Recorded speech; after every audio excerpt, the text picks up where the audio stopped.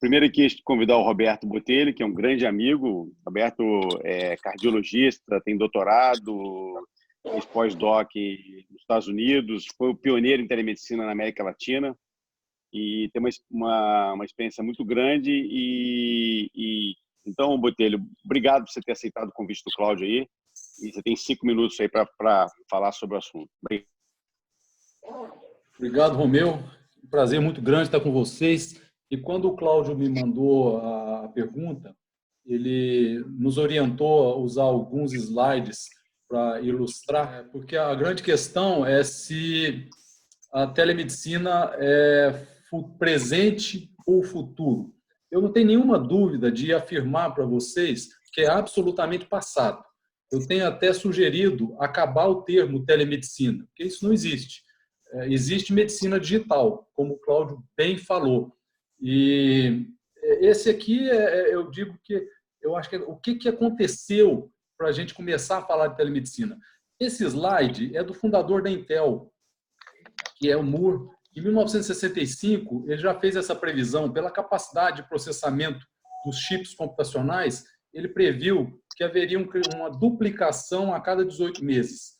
Isso é crescimento exponencial. Desde 65 até hoje, a gente vê... Deixa eu colocar no modo apresentação aqui. A gente vê que desde 65 até hoje, essa curva ela está absolutamente fiel. E até em setembro do ano passado, com a primeira computação quântica, foi possível processar em 10 minutos o que se levaria 200 anos com um computador convencional. Então, esse ambiente que a gente está vivendo é um ambiente em que hoje, no tempo de Covid, 55% do mundo está conectado. 55%. O professor Flávio vai falar mais na frente como que o 5G vai mudar essa velocidade. Consequência natural disso. Natural.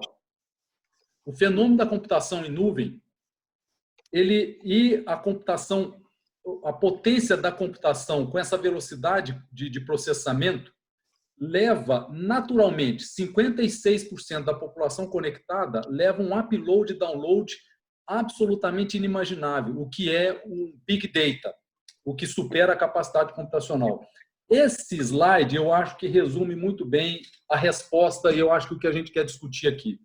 Quando nós aqui, a maioria do que eu estou vendo, estudou medicina, a nossa infraestrutura era um giz colorido. O que há hoje de hardware, especialmente eu chamo aqui nos wearables, dos sensores, hoje há wearables para absolutamente tudo. Uma pessoa normal, em 2025, vai fazer 4.000 comunicações por wearable por dia. 4.000 comunicações por dia por wearable, nesse ambiente que leva a uma possibilidade de software inimaginável. Em sendo inimaginável, por Big Data e a interação desses sensores com Big Data, nós caminhamos para a ciência médica, que é completamente diferente. A capacidade de pesquisa, os senhores estão vendo atualmente como que se desenvolve uma vacina, como que se conecta 60 países e faz um estudo randomizado de mundo real, registro de mundo real, através de dado anonimizado por blockchain. Então, esse cenário do mundo digital faz com que a gente possa confirmar que a telemedicina é coisa do passado. O Flávio vai falar muito bem do ambiente 5G. Eu vou passar aqui um pouco mais rápido para que a gente veja nesse contexto, para falar que é passado, veja a previsão. A mais otimista, 40.000. A mais pessimista, 104.000, é a deficiência de médico especialista nos Estados Unidos. Hoje está em 60.000 deficiência de cardiologista e intensivista nos Estados Unidos. Se a gente vem no Brasil, médico fareja o PIB per capita. Quanto maior o PIB per capita, maior a densidade de médico por 1.000 habitantes. E o contrário é verdadeiro. O que faz com que, esse é um mapa do CFM, a concentração de médicos. Os médicos estão onde tem recurso. E a população que precisa está onde não tem recurso e onde não tem médico. Isso é muito antigo. Esse é um exemplo de um wearable que nós desenvolvemos, o nosso grupo desenvolveu um algoritmo de AI para detectar o infarto. E eu concluo, Cláudio, dizendo que esse é o ambiente médico atual, em que de todos os ambientes, das prescrições, dos wearables, dos prontuários, das farmácias, nós coletaremos dados e uma palavrinha mágica para a gente discutir. Fenotipagem computacional. Esse é o segredo. A fenotipagem para que os computadores possam processar os milhares de dados que vamos colher remotamente para gerar a evidência de mundo real. É o que nós clamamos. O Covid clama isso. A hipertensão clama isso, o infarto clama isso. Evidência de mundo real. Ela pode ser mais real, mais verdadeira, mais próxima da prática clínica do que os estudos randomizados prospectivos que vocês conhecem. Com isso, eu concluo aqui no meu tempo, dizendo que telemedicina é coisa do passado. Nós temos que estar preparados, nós médicos, para a medicina digital totalmente integrada com a capacidade computacional que foge à nossa capacidade de alcance. Obrigado pelo tempo, pastor. Parabéns. Obrigado. Parabéns. Muito boa apresentação. Romeu, vamos chamar e apresentar o segundo palestrante agora, o Guilherme. Obrigado, Botelho. Queria convidar o Guilherme Vart, clínico, cardiologista, com mestrado em cardiologista aqui no Fundão. E, além de ser um médico brilhante, entende muito tecnologia e hoje está à frente é o CEO da empresa de telemedicina chamada Conexa Saúde. Obrigado, Guilherme, por ter aceitado o convite do Cláudio. É um prazer ter você com a gente. Bom, obrigado, Cláudio, pelo convite. Prazer estar aqui com vocês. Então, falando sobre telemedicina ser presente ou passado, acho que a gente já tem bastante certeza que, desculpa, parafraseei o Botelho, se é presente ou futuro. Na verdade, assim, já está no presente há bastante tempo, né? A gente já usa a telemedicina em toda a nossa prática clínica. Então, é até interessante quando a gente vai ver uma solicitação, pergunta para o médico, né, se eles são a favor da telemedicina há um ano atrás. Grande parte era contra a telemedicina de uma maneira geral, mas 80% utilizava o WhatsApp para se comunicar com o paciente. Então, nesse quesito aqui, a gente está super confortável de dizer que a telemedicina a gente utiliza. Talvez não da melhor maneira, da maneira mais, vamos dizer assim, segura, né, e aproveitando o máximo da tecnologia para isso, mas a gente utiliza há bastante tempo, né? Então, o que eu gostaria aqui de trazer um pouco é o que a gente vê antes até do Covid, e o que aconteceu no Covid, para dizer até o que vai acontecer no futuro, né? A gente percebe que hoje a cultura, né, do brasileiro, ela é muito voltada ainda para um modelo hospitalocêntrico, né, de ir para o hospital no pronto-socorro, mesmo sem a necessidade. A gente sabe, todo mundo sabe, que a cultura é do mais prático, né? Eu vou no pronto-socorro, né? Estou com uma dor de cabeça, vou no pronto-socorro e eu resolvo o meu problema lá. Por que ele faz isso? Porque é o que é mais cômodo, mas a gente sabe que não é a que traz a melhor experiência. Obviamente, quando necessário, tem que ir para o pronto-socorro. E o que a gente percebeu aqui no Covid é que grande parte, né, dos pacientes que iriam para o pronto-socorro passaram a não ir no pronto-socorro e fazer uma telemedicina por acharem mais seguro nesse contexto, por estarem com receio de pegarem o Covid no pronto-socorro, e porque, de fato, não tenham necessidade, não tem nenhuma urgência para fazer um atendimento no pronto-socorro. O que a gente percebeu é uma adoção enorme, não só do paciente, quanto também do médico, que hoje já se vê atendendo por telemedicina.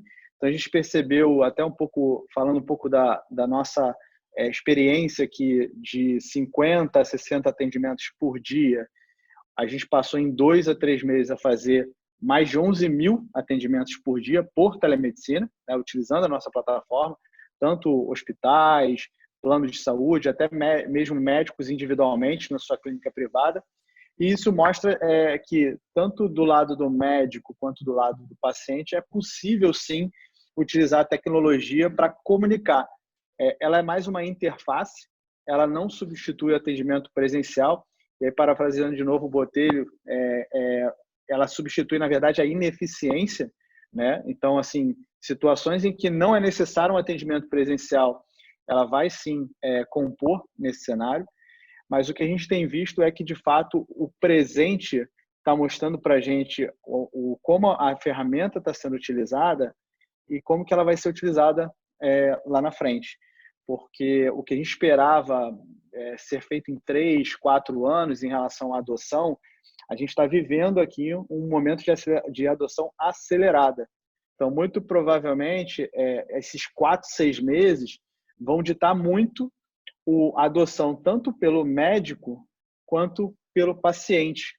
Então, hoje o paciente quer, ele utiliza, as avaliações de atendimento por telemedicina estão sendo muito altas, acima de 80 a 85 de NPS, e os médicos estão gostando também, porque nesse momento, grande parte dos médicos reduziram a sua capacidade de atender presencialmente e passaram a atender exclusivamente digitalmente, né? Ou por WhatsApp ou por uma ferramenta, de fato, de telemedicina.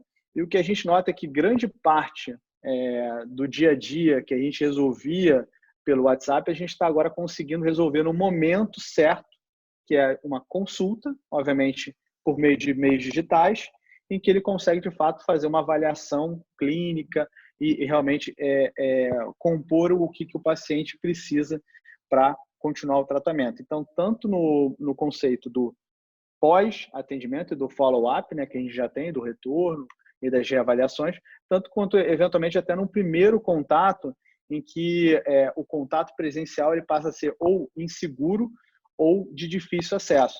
Então, a telemedicina, sem dúvida nenhuma, está se mostrando uma ferramenta de altíssimo acesso, dado que a gente vê que a densidade demográfica de médico ela varia de 4,4 em Brasília até 0,8 no Maranhão.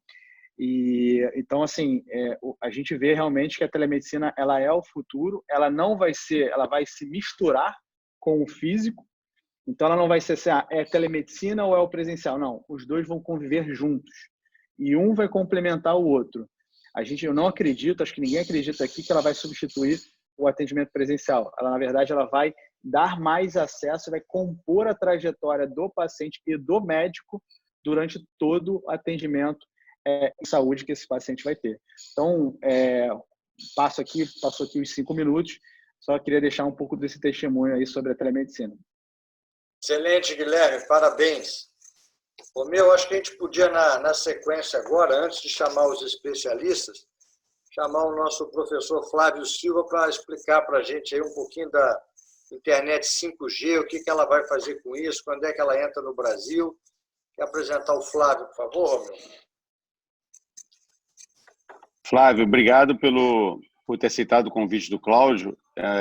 Flávio é professor de computação da Universidade Federal de Berlândia, tem uma grande experiência no mundo de tecnologia. Obrigado por estar aqui com a gente. O mineiro aí aceitou o convite de outro mineiro. Obrigado.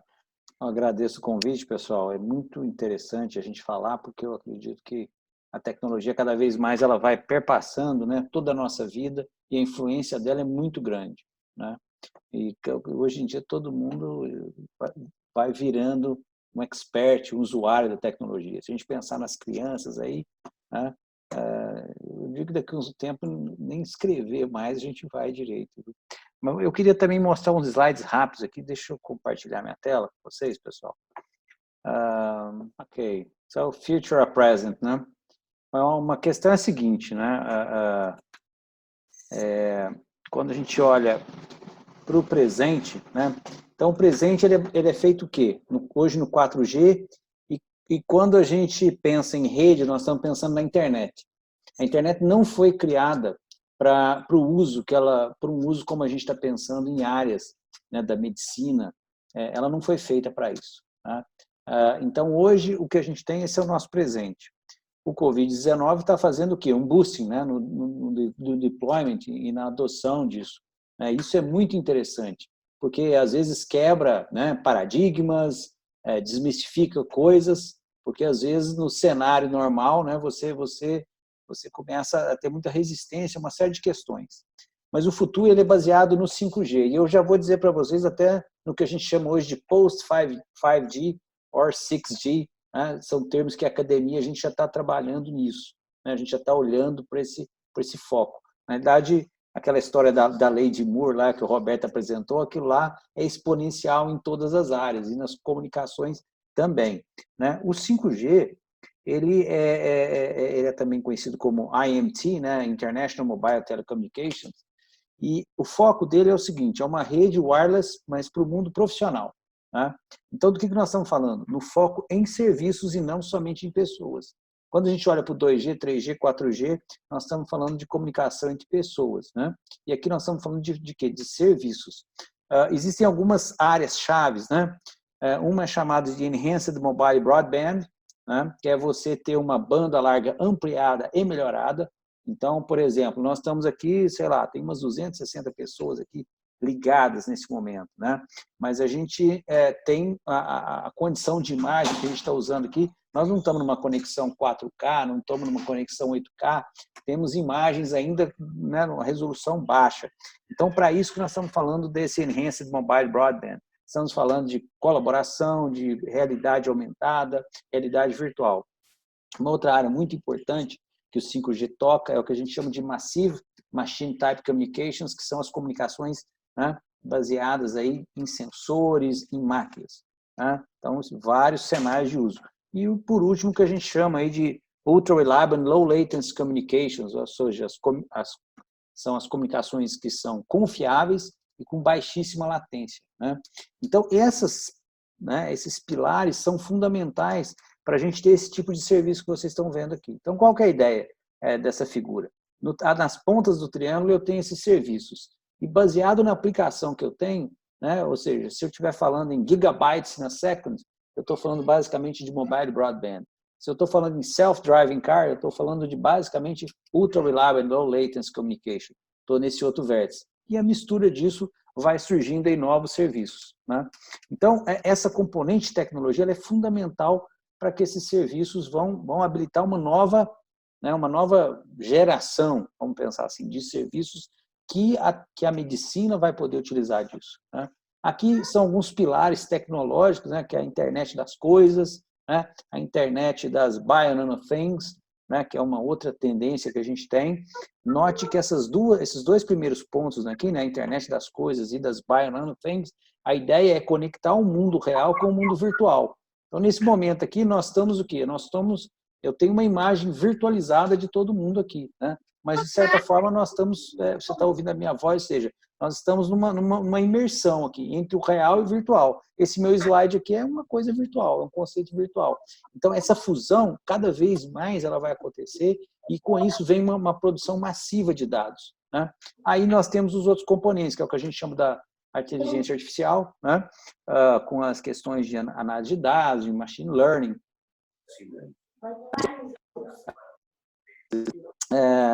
do que é a computação distribuída em diferentes pontos, ou seja, na nuvem, né? Ou seja, é o que a gente está mais distante, no fog, é uma computação que está de meio termo, que está mais ou menos entre o usuário e a nuvem, né? E edge é computação na borda muito próxima. Diferentes situações e cenários vão usar dessas tecnologias. Né? Então, quando a gente precisa de uma resposta rápida, a computação tem que ser na borda. Quando a gente não tiver tanta necessidade, ela pode ser, né, na nuvem. E conceitos do que a gente chama de Network Softwareization. E um novo rádio. Né? Então, tudo isso compõe o 5G ligando esses pilares tecnológicos. Eu vejo uma nova geração de serviços e de aplicações com esse foco na conectividade. Alguns exemplos aqui. Do ponto de vista do paciente, a gente pode pensar, ao invés de uma medicina, vamos dizer, baseada num ponto central, mas uma medicina personalizada e distribuída. Né? E aí veja que essa componente de conexão que a gente está falando aqui, ela é fundamental de acontecer. Né? Ou seja, a gente está falando de novos wearables, diagnósticos remotos, né? Monitoramento em tempo real, uma medicina de precisão, realidade aumentada, usando isso em áreas como reabilitação, por exemplo. Então, uma série de novos cenários são possíveis de ser feitos. Né? Nós estamos indo muito além do que de uma conversa via WhatsApp, por exemplo. Nós estamos falando de algo que não tem nada a ver com isso. Quando a gente pensa no hospital, nós estamos pensando em coisas como remote surgery, cirurgias remotas. Né? A gente pode pensar também numa colaboração ampliada, uma comunicação ampliada. Isso eu acredito que vai tem impacto também até na maneira como os médicos são formados, né? Na maneira como a formação vai acontecer, como o treinamento pode acontecer, e toda essa tecnologia também influindo no transporte. Estou falando de ambulâncias, né? conectadas, autônomas. Estou falando de drones para fazer. Então, a gente pode pensar, eu preciso buscar uma informação do meu paciente, eu posso usar um drone e coletar alguma informação usando uma máquina para fazer isso. Né? Exemplos de diferentes aplicações que vão mudar completamente, né, o quê? A maneira como a medicina vai ser usada e sentida pelas pessoas. Isso aqui são os exemplos que eu peguei de um artigo aí. Isso aqui são alguns trials, né, algumas aplicações em mundo real que foram feitas lá na China no ano de 19, né? Alguém me perguntou aí de data, né? Então, o que acontece com o 5G? O 5G, em alguns lugares, em alguns países, ele já foi implantado, mas o que foi implantado? Aquele Enhanced Mobile Broadband. Né? O que foi implantado, primeiramente, é justamente a parte que melhora o broadband, mas nós estamos falando que ainda temos desafio na parte de tecnologia em relação aos outros, vamos dizer assim, pilares. Aqui são alguns exemplos, né? Veja que ele está falando aí, né, de cirurgia de 2 pacientes distantes, aí 733 e 1.200 quilômetros, usando tecnologia de 5G, né, usando robôs para cirurgia ortopédica. Então, são exemplos, eu acho que também, que a gente falou um pouco naquela história, né, mas a gente precisa de ter essa tecnologia lá na ponta.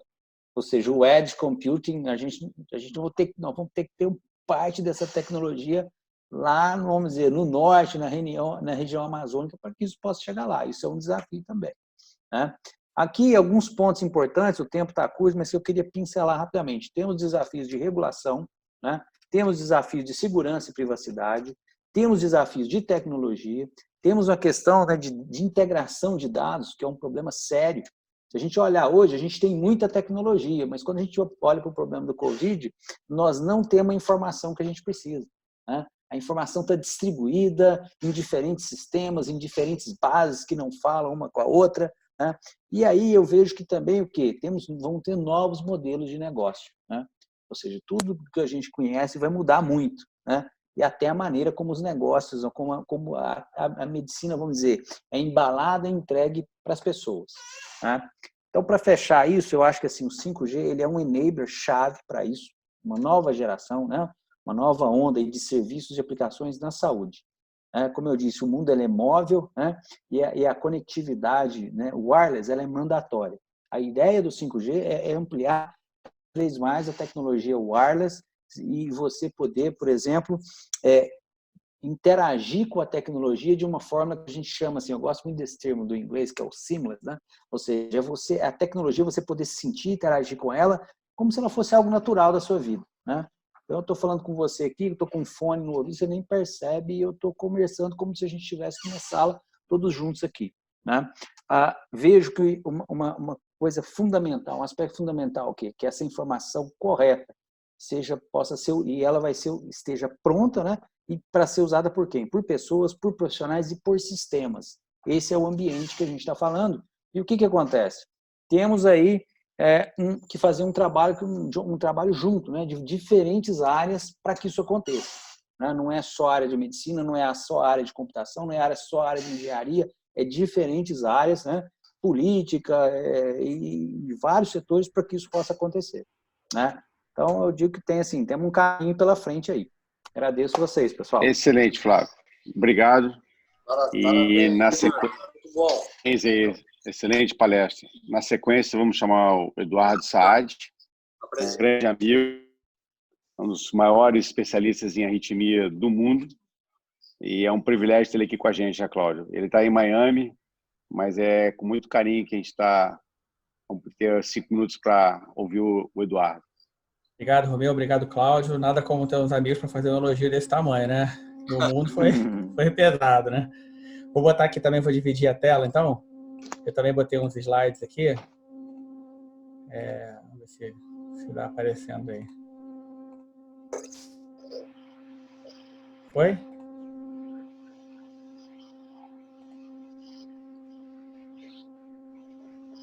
Tá vendo a tela, Cláudio?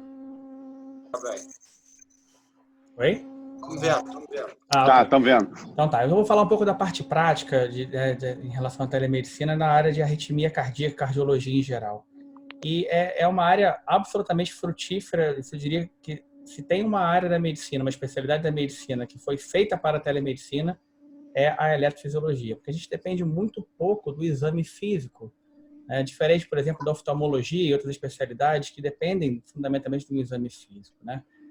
E, principalmente aqui nos Estados Unidos, a partir da pandemia, a telemedicina foi catapultada, né? O Medicare passou a pagar, a partir de 6 de março, por consultas de telemedicina exatamente igual a consultas presenciais e passou a aceitar diversas plataformas, independente de ser plataformas específicas, protegidas, com portabilidade, etc.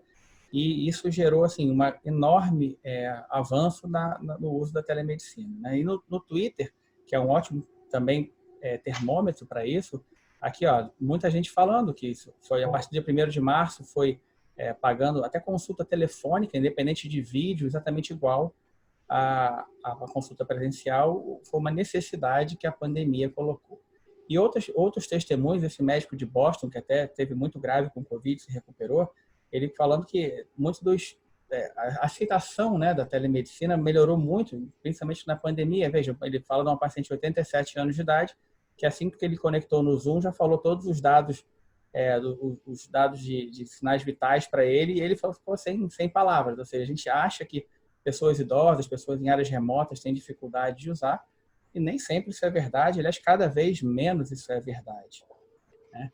Esse trabalho aqui dessa revista, da Medicine and Health, mostra o que aconteceu na pandemia de março até meio de abril. Veja, o número de consultas presenciais aqui em laranja diminuiu no meio de março e praticamente zerou no mês de abril.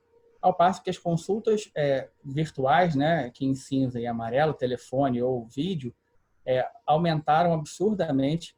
E hoje nos Estados Unidos não é errado dizer que em muitos serviços, principalmente na área de arritmia, quase que 100%, se não 100% das consultas médicas estão sendo ou foram no mês de abril, no pico da pandemia, feitas por telemedicina.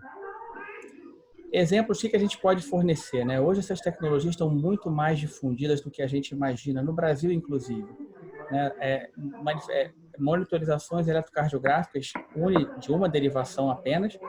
Aqui o Cardia, a LiveCore, muita gente conhece, muita gente usa, custa $80 na Amazon, é uma tecnologia muito barata e que para a área de arritmia serve absolutamente de uma maneira, preenche a lacuna perfeitamente. O Cardia, né, ou o Apple Watch associado com o eletro também. Mas enfim, não importa, o paciente hoje manda para a gente qualquer tipo de gráfico que você suspeita que tem algum problema e mais do que isso, você vê o eletrocardiograma, que para a área de arritmia é a arma fundamental, é a arma que define o que está acontecendo. Então, isso aproximou demais o médico do paciente na área de arritmia e foi, ao longo do tempo, também melhorada significativamente com outras tecnologias que aqui, acrescentando um terceiro vetor, encostando na perna, no tornozelo, enfim, você consegue fazer um eletro de 6 derivações em tempo real, melhora muito a capacidade diagnóstica para outras patologias também, além de arritmias, né? Esses pacientes hoje dão mais demanda para o médico.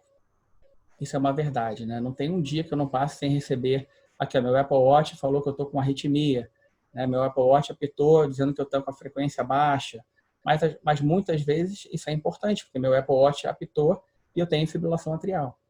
Então, a nossa capacidade de diagnóstico aumentou, a nossa demanda de trabalho aumentou, mas isso acho que é muito importante filtrar para os pacientes. Vou mostrar aqui um exemplo de um paciente que me mandou isso aqui há mais ou menos um mês atrás, para mostrar como é importante, acho que vai ser difícil ainda dividir entre máquina e médico, né? O médico é muito importante. Está aqui um Apple Watch traçado mostrando fibrilação atrial, e quando eu olhei isso aqui, eu falei, olha, faz de novo, porque isso aqui, para mim, é ritmo sinusal com episódios, surtos de taquicardias atriais. Não é fibrilação atrial. Tem diferença? Tem. Eu ia indicar um medicamento anticoagulante, etc. Ele fez novamente isso. Confirma, ritmo sinusal com extracístoles frequente. Então, acho que essa interpretação automatizada ainda tem muito a melhorar. Mas já é alguma coisa que faz com que o médico seja acionado a decisão em tempo muito mais real do que seria de outra forma, né? Também tem relatos aqui, esse é um relato interessante de paciente que foi para a emergência com angina, fez eletro, fez troponina, tudo normal, E depois em casa, com outro episódio foi liberado, e em casa com um episódio de angina, no Apple Watch pegou um infra de ST, voltou para o hospital e tinha uma lesão de tronco. Né? Então, assim, não é que uma coisa vai substituir a outra, mas a gente está com uma ferramenta hoje, com uma capacidade diagnóstica muito, muito interessante para monitorar o paciente em casa, e isso aumenta, como eu falei, a nossa capacidade de estar próximo ao paciente e a nossa demanda por trabalho. Nos tempos de pandemia, muito importante essa possibilidade também que de derivação em derivação. Esse é um trabalho que foi publicado agora recente também, mostrando que é possível fazer um alerta de 2 derivações utilizando o Apple Watch, colocando ele sequencialmente nas posições do tórax e comparando aqui as derivações, né, geradas dessa forma com as derivações eletrocardiográficas convencionais, mostrando que há perfeitamente uma linearidade entre elas. Então, é possível hoje, paciente com dor no peito em casa, faz aí um eletro de cada vez, você ensina por vídeo, vai acompanhando e vê de casa. Isso no tempo de pandemia foi um enorme lucro, né? Para finalizar, só mencionar aqui que hoje os pacientes que têm marca-passo, desfibriladores, a gente também tem duas das 4 empresas que estão no Brasil disponibilizam monitorização à distância, e é bem bacana. São pacientes, essa da Biotronic através de tecnologia de celular, se transmite para um servidor que vai direto no médico. E aqui, por exemplo, se tiver um evento que eu preciso saber, ele me envia, esse paciente tem um monitor implantado. Veja, aqui ele me diz que ele teve uma taquicardia ventricular não sustentada, me avisa e eu posso confirmar que isso é verdade. Esse aqui é um episódio de flutter atrial no mesmo paciente, aqui é a reversão para ritmo sinusal. Enfim, a gente fica sabendo muito mais do paciente do que sabia antes. O segundo dispositivo que tem monitorização à distância também de marca-passos é o da Abbott. E aqui a gente tem, então, diferentes tipos de alerta, né? Alerta vermelho, amarelo, e a gente escolhe o que quer fazer com cada alerta, né? Óbvio, aqui a bateria é um sinal, é um alerta vermelho, eu tenho que saber rápido. Se me manda, eventualmente, e-mail, liga para o meu escritório, liga para o meu celular, manda SMS, enfim, tem uma série de alertas que são importantes a gente saber, que você tem que saber rápido, versus alertas que são não tão importantes, amarelos, ou que você pode ficar sabendo através de um e-mail um tempo depois. Mas veja, é possível saber tudo do dispositivo. Bateria, todos os testes dos eletrodos, como ele está programado, se teve, qual foi o episódio de alerta, aqui no caso um ruído de eletrodo. Enfim, a gente consegue interrogar um aparelho à distância. Eu não consigo mandar ainda uma informação para mudar a programação. A gente consegue manter o aparelho desta forma. Inclusive, um trabalho japonês recém-publicado comparou essas 2 estratégias. Veja, olha, o que faz diferença eu ir no consultório a cada 6 meses ou acompanhar remotamente a cada 6 meses? Em 2 anos você volta aqui para a gente ver. E esse trabalho mostrou que não faz diferença nenhuma em termos de mortalidade, em termos de complicações dos pacientes com dispositivo. Então, olha, isso é dado real que a gente pode diminuir muito a sobrecarga do sistema, e atingir, como foi falado no começo, outras áreas remotas dessa forma de monitorização à distância.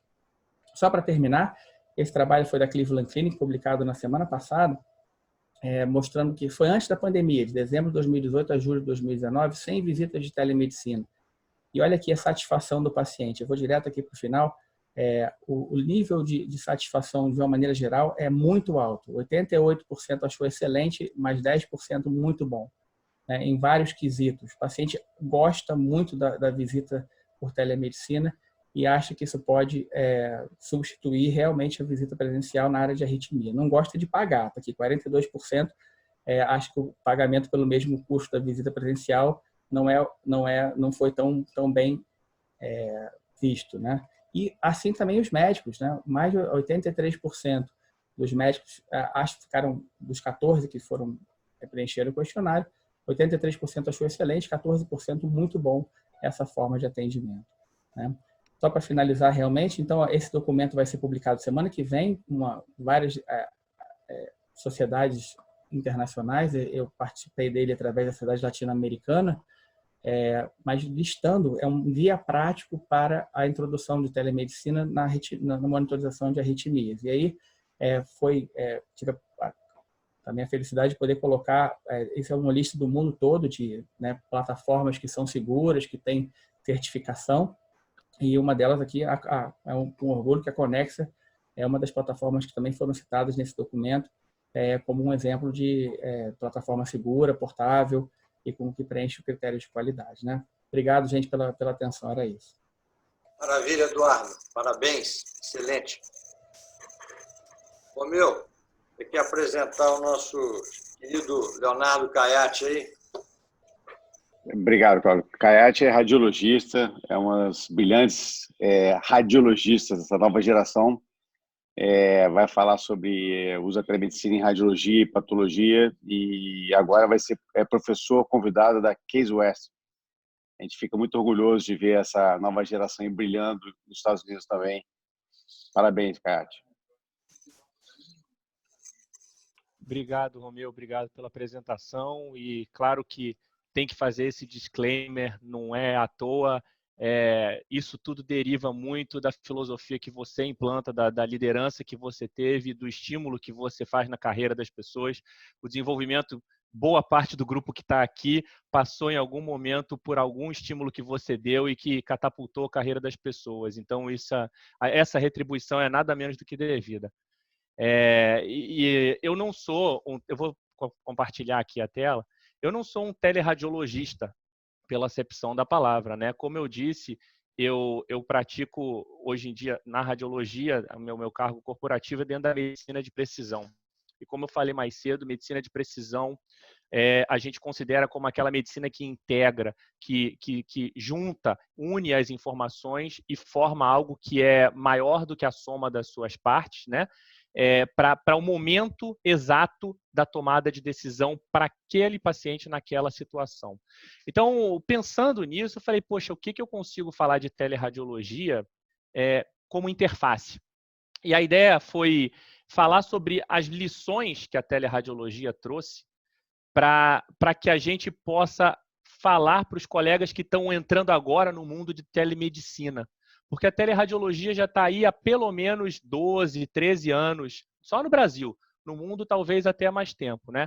Eu queria também agradecer, além da ajuda do Romeu, que a gente teve uma discussão prévia, também o meu colega, meu grande amigo Felipe Nirenberg. Esse sim é um super radiologista na área de teleradiologia, um grande amigo de faculdade que também me ajudou bastante com esses slides. Então, a ideia é assim, o que a gente pode aprender da teleradiologia para os médicos de hoje, que ou estão preocupados com o que vai ser a telemedicina, ou como que eu posso adotar isso para o meu consultório, ou o que eu posso esperar dessa tecnologia de telemedicina. A teleradiologia ela se iniciou provavelmente com a digitalização das imagens no que a gente chama de PACS. PACS é o nome daquele sistema radiológico por onde trafegam as imagens e as informações da radiologia. Uma vez que acabou aquela ideia de botar o filme debaixo do braço e ter que discutir, o processo de comunicação na radiologia parou de estar fixo na geografia. Então, passou-se a perceber que é possível que o radiologista ele preste o seu trabalho, ele faça a sua função aonde quer que ele esteja, contanto que ele tenha acesso às imagens digitais.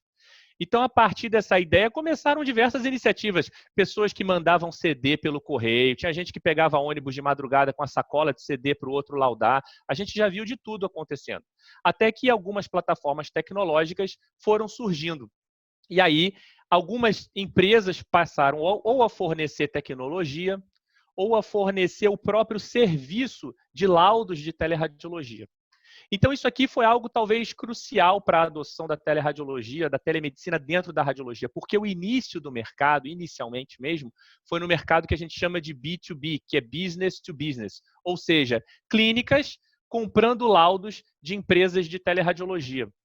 Então, uma plataforma só comunicava uma empresa de teleradiologia com uma clínica, e vários radiologistas dentro dessa clínica liam vários exames de vários pacientes. Comparando com os entraves e com a dificuldade de muitos de vocês que devem praticar medicina de consultório, imagina que cada um de vocês tem que se preocupar em contratar uma determinada tecnologia ou desenvolver um próprio sistema que vai conseguir conectar você com os seus pacientes e os seus pacientes vão saber como como acessar o sistema, né? Cada um vai ter que instalar uma forma, fazer o seu mecanismo de cobrança. Então, essa questão de tecnologia que é chamada B2C, de pessoa, de business to customer, né? De pessoa para o próprio cliente, ela é um entrave realmente para que a telemedicina ela se expanda entre os médicos do consultório. Então, esse gargalo não existia na radiologia, porque ela começou inicialmente, né, na relação entre grandes grupos, entre grandes clínicas e grandes ou empresas nascentes que prestavam esse serviço. Então, essa dificuldade de adoção da tecnologia, ela pulou, né? E houve uma coisa inteligente, que foi a adoção e a regulação precoce pelo Conselho Federal de Medicina e com a atuação muito clara do Colégio Brasileiro de Radiologia, né? A primeira resolução que regulava a teleradiologia, ela é de 2009 e foi revisada em 2014. Então, imagina que em 2009 já se regulavam sobre diversas questões da teleradiologia e ninguém naquela época pensou, vamos proibir, por conta dessa famosa frase aqui que o pessoal da inovação gosta de dizer, né? Uberize yourself before you get Kodak, né? Então, torne-se um Uber antes que alguém torne você uma Kodak. Se uma disrupção está vindo, é importante você surfar a narrativa da disrupção. Você pode concordar, você pode discordar, mas a disrupção, a inovação está chegando. E foi essa boa visão que o CFM teve naquele momento e, na nossa opinião, que o CFM tem no momento atual, de tentar, pelo menos, ajudar a regulamentar a teleradiologia antes que algum aventureiro o faça, né?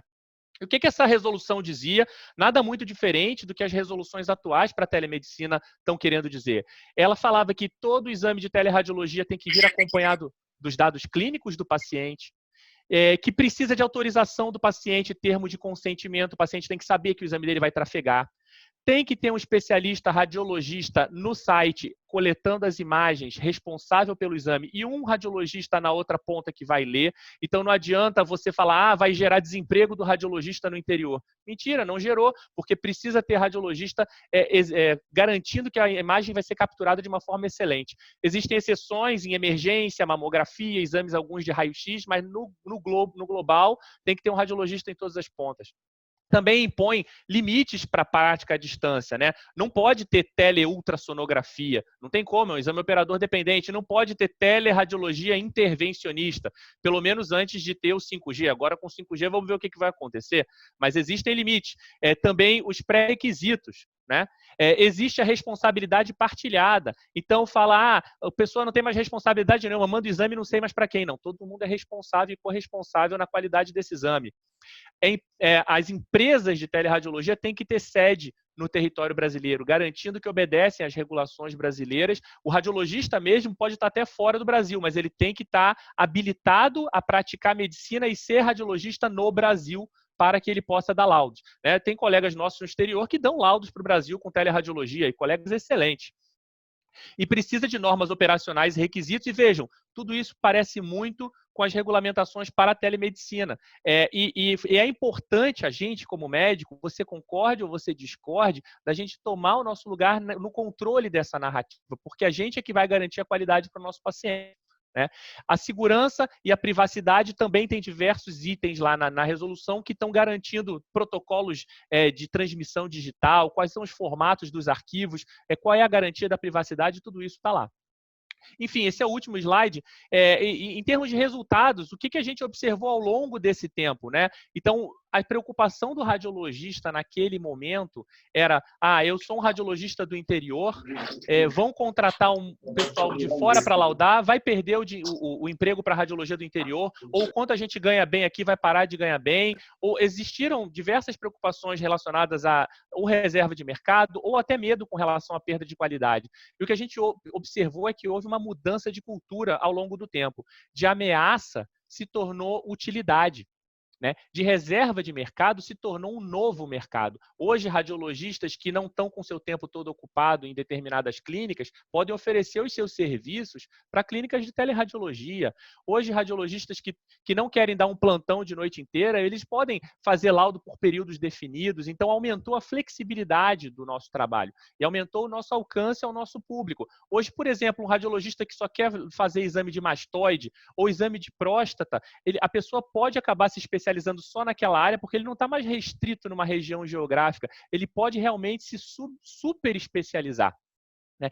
E houve, então, uma ressignificação do nosso trabalho. E isso pode acontecer também com os clínicos, com a telemedicina.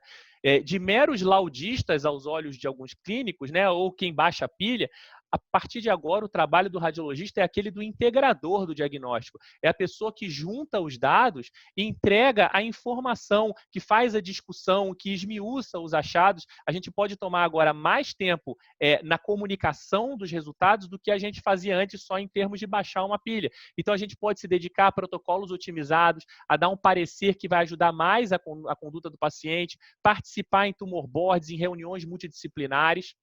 E claro, o benefício é o paciente, né? O benefício é o paciente, você aumenta a cobertura de exames especializados, você melhora o prazo de entrega, existiam serviços que entregavam em 15, 20 dias um exame e não tinha menor compromisso com a qualidade, você começa a gerar um padrão no mercado de entrega com prazo correto, você passa a ter acesso a especialistas, então uma pessoa no interior que às vezes não vai ter um radiologista super especializado naquela indicação, você passa a ter acesso a segunda opinião, você passa a ter acesso a peer review, ou seja, revisão de qualidade de laudos e padronização.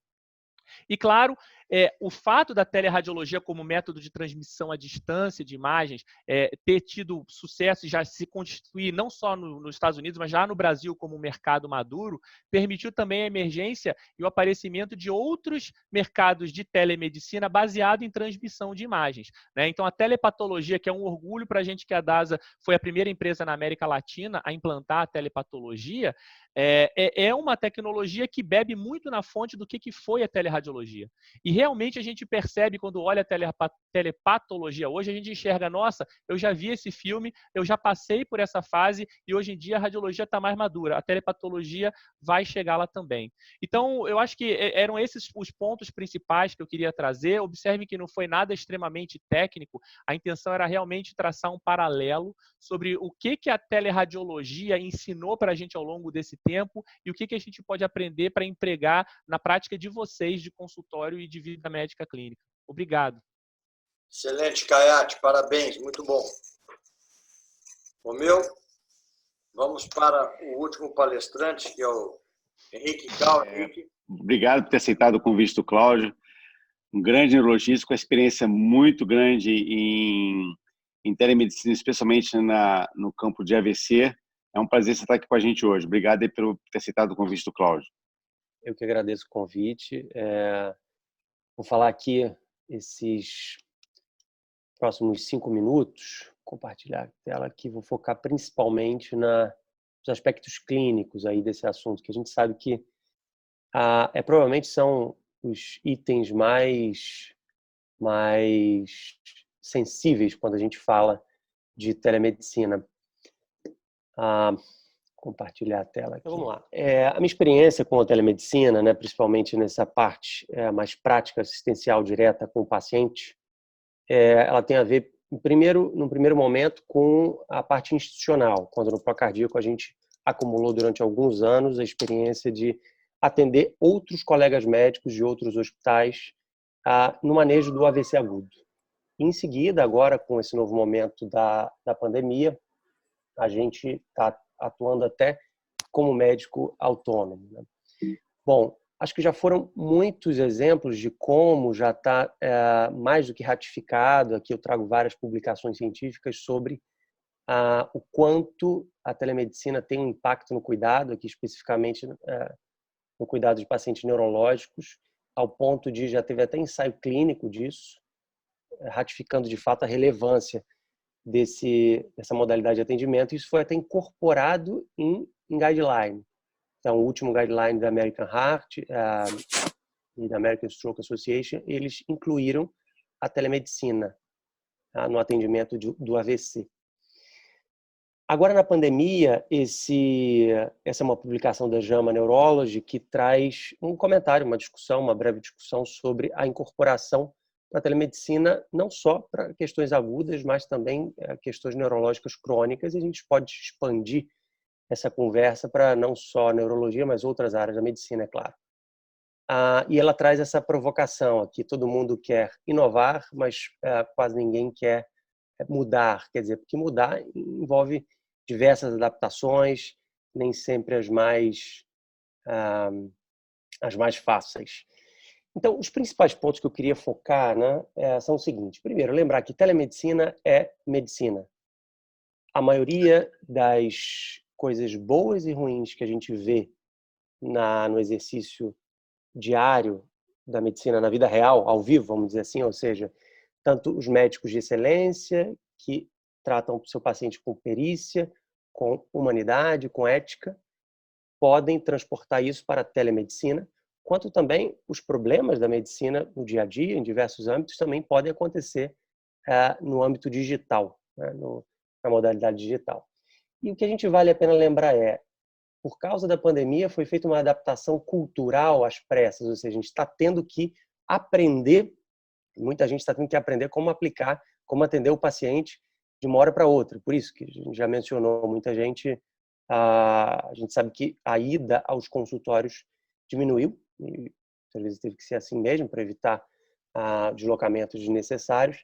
E, por outro lado, o histórico da telemedicina no Brasil, eu não vou esgotar esse assunto aqui, embora a gente pode levar depois na discussão, o histórico, para quem acompanha nos últimos 2 anos aí, teve alguns percalços, ou seja, o CFM ele trouxe uma proposta, talvez um pouco afoito, e isso teve que voltar atrás para ser rediscutido, e agora, tanto o Ministério da Saúde como o próprio CFM pediu, e depois houve legislação pelo Congresso, permitindo atendimento direto de médico para o paciente.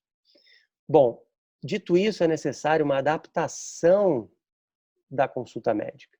Uma telepropedêutica cada vez mais está sendo inaugurada ou acelerada. Então, diversas instituições científicas e autoridades de saúde têm soltado resoluções. Então, por exemplo, aqui nesse slide a gente vê que a American Academy of Neurology ela liberou dicas para o exame neurológico por telemedicina. A Academia Brasileira de Medicina também já traçou um documento nesse sentido. Então, o que você pode fazer, o que você não pode fazer, como orientar o paciente para você ter alguma avaliação à distância dos diversos itens do exame neurológico, que a gente sabe que é uma das áreas mais minuciosas do exame físico na medicina. Outro ponto importante é esse terceiro aqui, necessidade de um atendimento presencial. Talvez sejam umas questões mais críticas, quando no meio de um atendimento médico, o médico ele percebe, ao entender as demandas do paciente, ao entender que ele vai precisar de fato examinar, botar a mão no paciente, vamos dizer assim, examinar algumas coisas, não só por telemedicina, mas tocando mesmo, ou então que o paciente precise ir até ao hospital para fazer algum exame, talvez de urgência. Essa necessidade, converter aquele atendimento do virtual para o real, ao vivo, vamos dizer assim, é um dos pontos em que o médico precisa realmente estar atento e precisa, com muita delicadeza, deixar isso previamente esclarecido para o paciente. Olha, talvez, vamos ver, talvez a gente consiga esclarecer, resolver, basicamente com orientações, etc., durante aqui o atendimento virtual, mas talvez não. Talvez seja preciso talvez um dos principais objetivos desse atendimento concreto aqui vai ser dizer que ele precisa ir ao hospital realmente. Um paciente que talvez estava um pouco apreensivo. Ou então, tranquilizá-lo, não precisa ir ao hospital. Inclusive, nem é um caso de neurologista, é um caso, por exemplo, de otorrino. Então, você já direciona, já resolve boa parte do caminho, daquela trajetória, né, que do paciente no sistema de saúde. Baseado nisso, eu queria, de maneira bem compacta aqui, traçar umas dicas práticas, um passo a passo para o antes, durante e depois de uma consulta médica por telemedicina. Antes de começar a consulta, primeiro, vale a pena ter um termo de consentimento. Existem alguns modelos, depois a gente pode discutir, eu posso passar alguns modelos aqui para quem tiver interesse, sobre um disclosure, explicando para o paciente, olha, o que é isso? É durante a pandemia que a gente foi autorizado isso. Depois, talvez um acompanhamento, o paciente estiver esperando o acompanhamento sempre por telemedicina, quando acabar a pandemia, não tem legislação definida sobre isso ainda. Então, explicar essa necessidade da possível conversão para uma consulta ao vivo, vamos dizer, em real. Então, o termo de consentimento pode esclarecer essas coisas. O ambiente profissional, né? Muitas vezes a gente escolher bem o ambiente, barulho, evitar barulho, evitar animais, evitar crianças, o traje profissional, como se você estivesse atendendo no consultório, e ainda a plataforma, né? Optar de fato por aquelas que oferecem mais segurança. A gente está lidando com dados de sigilo, dados de privacidade. Bom, durante o atendimento, né, é preciso registrar em prontuário, como a gente disse. Telemedicina é medicina, continua valendo as mesmas regras, né? Aquela consulta tem que ser registrada, aquele ato médico tem que estar registrado. Em prontuário eletrônico ou em prontuário de papel, como preferir. Etiqueta digital, o que é isso, né? Etiqueta digital é uma nova postura, uma nova etiqueta mesmo que a gente vai ter que ir aprendendo aos poucos, coisas do tipo, não ficar, quem está me vendo no vídeo aqui agora, não ficar, por exemplo, rodando numa cadeira assim, porque distrai o paciente. Também ter cuidado com luz, muita luz, né? Se tiver contra o sol numa janela, por exemplo, se fica tudo escuro, então dificulta um pouco o paciente visualizar e por aí vai. Ainda, assinatura digital é um tema que pode aparecer a necessidade de você, durante a consulta, de você deixar sua assinatura digital para uma receita controlada, para um laudo, etc. Após a consulta, veja, esses 2 itens aqui não são uma obrigação, mas é uma dica, né? No dia seguinte, 2 dias depois, uma semana, voltar a ter contato com o paciente. Olha, como você ficou? E aquilo que a gente fez, já conseguiu fazer aquele exame? Aquilo que a gente propôs? Né? E também um resumo da consulta pode ser interessante. Olha, estou traçando esse ponto. Não precisa fazer esses exames, vou mudar a dose de medicação. A gente se vê daqui a 2 meses, por exemplo. Porque a gente sabe, por via digital, pode haver um certo sentimento de frieza, de distância. Esse tipo de dica pode ajudar a aproximar, né? A aumentar a adesão do paciente às recomendações médicas. Por fim, deixo esse tópico, esse slide mais como sugestão de discussão daqui a pouco na parte das perguntas. Coisas como segurança, né? Atentar. Não é qualquer meio que vale, que é o mais recomendado de audiovisual para o atendimento. Não. São algumas plataformas específicas, como já falaram bastante aqui. Atentar para termos de consentimento e alguns pontos cegos que não estão totalmente definidos ainda. Pode atender pacientes de outros estados, sim ou não? Isso é um pouco controverso. Consulta de primeira vez, já ouvi interpretações também distintas. E depois da pandemia, como vai ficar a telemedicina? Fica aí a pergunta. Deixo aqui os meus contatos, quem quiser eu posso passar alguns materiais e queria ficar disponível aí para a etapa das discussões. Parabéns, Henrique, excelente apresentação.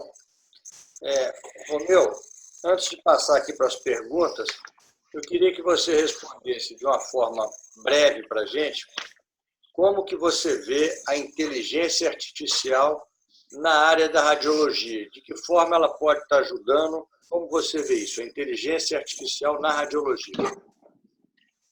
Cláudio, a gente vem utilizando, e eu acho que a inteligência artificial, eu falo para os mais novos, ela não substitui o radiologista. Eu acho que o radiologista ele acaba ficando com mais tempo para ele poder estudar clínica, estudar genética, estudar patologia. Ele vai ser mais eficiente, ele vai errar menos. Então, a gente tem utilizado não para dar o laudo e substituir no radiologista, mas sim para que ele erre menos. Entendeu? Que você dá o laudo, em vez de fazer o peer review com outro colega, você faz o peer review com a máquina. Por outro lado, ela democratiza. Você poder dar um laudo de um raio-x de tuberculose num local onde não tem radiologista, você oferece até de graça para o SUS ou para a África. Então, ela traz esse lado também da democratização da saúde. E, por outro lado, não só na radiologia, a gente vê hoje empresas de inteligência artificial em Israel, como a K-Health, como a Diagnostic Robotics, que à medida que você vai colocando seus dados clínicos que você sente para a plataforma, ela já faz uma triagem e quase que faz o diagnóstico correto. Então, quando o colega for atender pela plataforma digital ou presencial, ele já tem isso, porque aqui, de novo, nós estamos num grupo seleto de bons médicos, a melhor da medicina do Rio de Janeiro, que erra muito menos. Mas imagina das faculdades de medicina hoje que saem despreparados, não conseguem fazer residência, poder ter uma ajuda de AI numa emergência, poder errar menos. Isso é fantástico.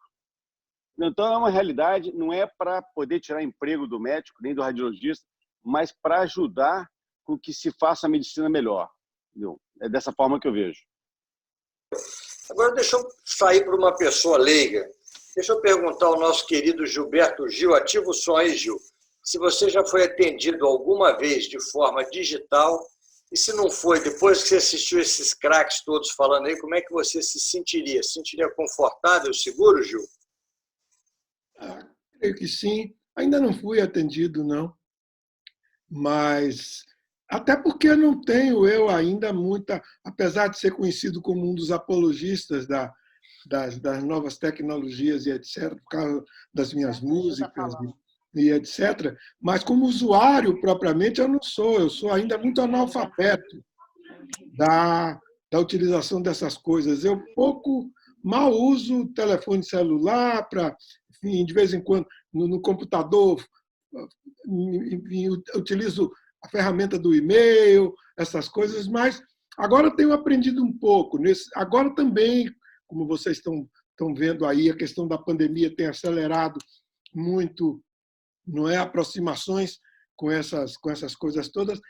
Esse mecanismo, por exemplo, aqui, o Zoom, né, como é que se chama? Eu acho que é esse o nome. Né? É.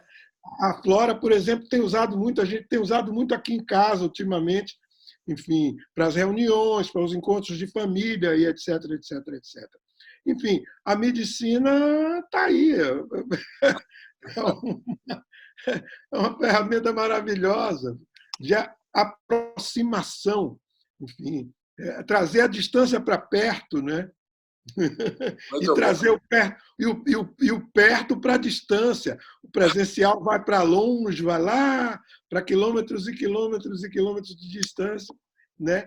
E a distância vem para perto. O que está lá vem para cá. Quer dizer, é isso aí. Parabólica Mará. Ô, Gil, só de curiosidade, a plataforma Zoom foi avaliada agora em 46 bilhões de dólares. Mais valor do que as 7 maiores companhias aéreas do mundo. Essa coisa. É. Ela que valia 6 meses atrás o quê? Quase nada. Deixa eu aproveitar aqui, nós temos a presença do Paulo Roberto Ribeiro Pinto. Está me escutando, Paulo? Paulo, você está me ouvindo? Ativa o teu som, por favor, Paulo. Não sei se o Paulo está ouvindo. Se ele não tiver, eu vou chamar o Eduardo Bruno. Oi, Cláudio. Tudo bem? Paulo. Tudo bem? Romeu, tudo bem? Tudo bem, Paulo. O Paulo é presidente da Norte Energia, a usina de Belo Monte, que é a maior usina 100% brasileira, a maior hidrelétrica. Eu queria saber do Paulo, lá longe, no Pará, se vocês estão utilizando, a empresa utiliza já a telemedicina, se tem algum tipo de suporte nesse sentido, Paulo? Ô, Cláudio, ainda não. Infelizmente, no Pará, a situação ainda é um pouquinho mais precária na relação médico-paciente, pelo menos na área que nós estamos, que é o sudoeste do Pará, ali em Altamira. Né? Mas eu fiquei impressionado com a palestra de hoje, impressionante o quanto a telemedicina traz uma relação diferente entre o paciente e o médico. Eu estou assim esperando muito meus amigos médicos, que eu sou paciente, Cláudio, Romeu, para tão logo a gente poder aprimorar essa relação, essa proximidade, utilizando da tecnologia. Realmente é fantástico, muda muito, na minha opinião, assim como leigo, muda muito a relação do paciente com o cliente, do paciente com o médico, e, sem dúvida alguma, esse acompanhamento just in time do paciente é uma coisa espetacular. Parabéns aí pelos palestrantes, parabéns, eu como paciente dos amigos, fico muito feliz em participar dessa live. Muito bom, obrigado. Eu queria chamar o Eduardo Bruno. Eduardo está lá dos Estados Unidos. Eduardo? Oi, Cláudio. Eduardo, você está na Califórnia? Estou. Hoje é feriado aqui, você vê trabalhando aí para assistir vocês. Obrigado. O meu dia. Vocês fizeram o meu dia. O Eduardo é um brilhante colega. Eu queria saber que na sua área aí, Eduardo como é que você vê a telemedicina? O Saad já falou um pouquinho lá da eletrofisiologia.